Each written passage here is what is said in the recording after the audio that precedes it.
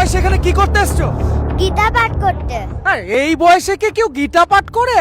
তুমি কি পাগল? এখনকার মতো কখন করবো? সেই বুড়ো বয়সে চুল পেতে যাবে, গায়ে সর্দি হবে না তখন। মানে তুমি এখানে গীতা পাঠ করতে এসছো? হ্যাঁ, তুমি কি শুনতে চাও? ওরে বাবারে, দেখছেন এখনকার ছোট ছোট মেয়েদেরকে আর মানে নতুন করে গীতা পাঠ শেখাতে হয় না, গীতা ওনাদেরকে টেনে নেয়। আচ্ছা, তুমি গীতা পাঠ করতে পারো? হ্যাঁ। আর আমাকে একটা গীতা শ্লোক শোনাবে? यदा यदा हि धर्मस्य ग्लानिर्भवति भारत अभ्युत्थानस्य तदात्मानं ग्रामः परित्राणाय साधूनां विनाशाय च चतुर्विधा धर्मस्थापनार्थाय संभवामि युगे युगे। আচ্ছা, মানে তুমি এই বয়সে মানে এই শ্লোকগুলো শুনে নিয়েছো? হ্যাঁ। আচ্ছা, কে শিখিয়েছে এগুলো তোমাকে? এগুলো আমি বাড়িতে নিজে নিজে মুখস্থ করেছি। নিজে নিজে মুখস্থ করেছো? আচ্ছা, তুমি এটা কোথায় আজকে গীতা পাঠ করতে এসছো? এখানে বাঁকুড়ায় আমরা দীক্ষা পাঠ করতে এসেছি। ওরে বাপরে, দেখছেন এই ছোট পাড়া মেয়েটা বাঁকুড়ায় যে গীতা পাঠ চলছে ওই গীতা পাঠ করতে এসছে। কেন বলুন তো? মানে বলছে যখন চুল পেকে যাবে, যখন শরীরে ক্ষমতা থাকবে না, তখন গীতা পাঠ করব।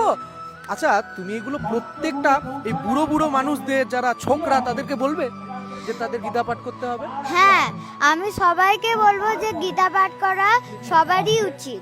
আচ্ছা, মানে অনেক যে মানুষরা বলে যে না আমরা এখন করব না, ওই বয়স হবে, এখন কি ধর্ম করার সময়? ধর্ম সব সময় করা যাবে, ছোট থেকে বড় পর্যন্ত করা যাবে। এ বাবা, দেখছেন এই ছোট্ট পাড়া বাচ্চা মেয়েটার জ্ঞান হয়ে গেছে, কিন্তু আপনাদের কবে হবে? কারণ ধর্মের জন্য তো কোনো বয়স লাগে না, ছোট থেকেই ধর্ম করতে হয়, কারণ এটা ধর্মের মধ্যে দিয়ে তো আমরা কর্ম করছি। এই ছোট বাচ্চাটা কোন ক্লাসে পড়ো তুমি? আমি 5-এ পড়ি। আচ্ছা, তোমার নাম কি বলো? আমার নাম আকসিদা বটবেল। বাবা বাবা, দেখছেন এটাই হচ্ছে কি বাড়ির সংস্কার। অনেকে জিঙ্গেল বেল শেখাচ্ছে, অনেকে কদ বেল শেখাচ্ছে, কিন্তু এই বাচ্চা মেয়েটা গীতা পাঠ শিখে নিয়েছে। আচ্ছা, তোমার গীতা পাঠ ভালো লাগে নাকি আর অন্য কিছু? আমার গীতা পাঠটা সবথেকে বেশি ভালো লাগে। আচ্ছা, তাছাড়া কোন ক্লাসে পড়ো তুমি? আমি 5-এ পড়ি। 5-এ পড়ো? হ্যাঁ। আচ্ছা, মানে কি কি, আচ্ছা গীতা ছাড়া আর কি কি পড়ো?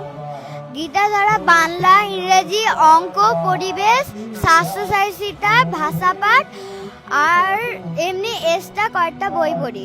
এক্সট্রা কয়েকটা বই পড়ো? আচ্ছা, তাহলে তুমি যারা দেখছে তাদেরকে কি বলবে গীতা পাঠের জন্য? তাদেরকে আমি বলতে চাই যে এখন থেকে গীতা পাঠ করো, বুড়ো বয়সে চুল পেকে যাওয়ার সময় তখন আর গীতা পাঠ করার সময় থাকবে না। ওরে বাপরে, তার মানে কৃষ্ণ কৃষ্ণ হরে হরে, গীতা পাঠ হোক ঘরে ঘরে। দেখা হবে নতুন কোন এপিসোড, নতুন কোন সফরে।